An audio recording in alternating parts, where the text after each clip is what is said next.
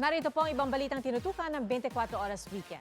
Ikinagulat ni House Prosecutor Chel Diokno ang video na ipinost ni Senator Judge Pia Cayetano na may nakasulat na walang mga ebidensya pero nag-aakusa na. Laman po nito ang diskusyon ni Diokno at isa pang Senator Judge na si Alan Cayetano. Ang tagapagsalita ng prosekusyon tinawag itong spliced o kaya ay manipulated video. Nakatutok si Jonathan Anda.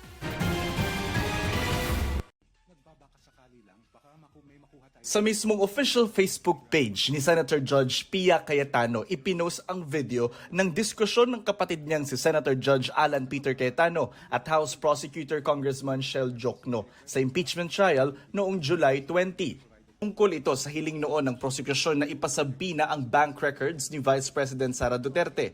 May text pa sa video na nagbabakasakali lang at walang mga ebidensya pero nag-aakusa na. Sabi ni prosecution spokesperson Ace Barbers, spliced o kaya minanipulaan niya ang video na ipinakita ng senadora at nanawagan sa magkapatid na Cayetano na sabihin nila kung ano ang totoo. We would also like to ask Senator Judge Pia Cayetano and Senator Judge Alan Cayetano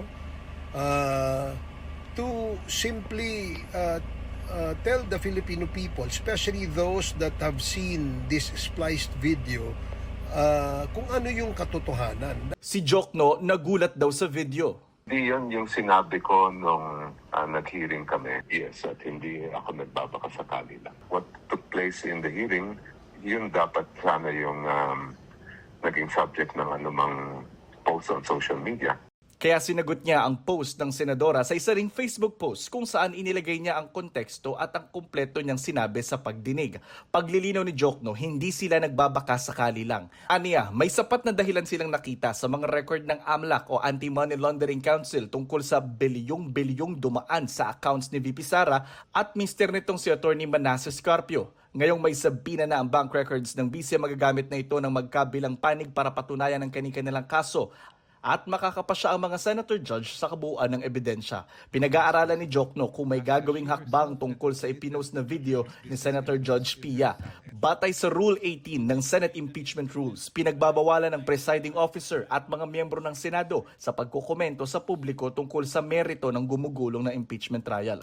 Sabi ni Atty. Paulo Tamase ng UP College of Law, delikado mga ganitong klaseng post mula sa isang senator judge. Hindi rin kasi dapat magpakita ng bias sa publiko ang isang senator judge. Mahalaga na hindi magpakita ng bias in public. Mahalaga din for them na hindi mabahiran ng perception na hindi sila patas. Ang takot natin ay baka mawala ng kumpiyansa yung mamamayan sa Senado at sa abilidad nito na patakbuhin yung impeachment trial ng patas at walang kinikilingan. Sinusubukan namin kunan ng pahayag sa Senator Judge Pia at Presiding Officer Senator Chiza Escudero pero wala pa silang tugon.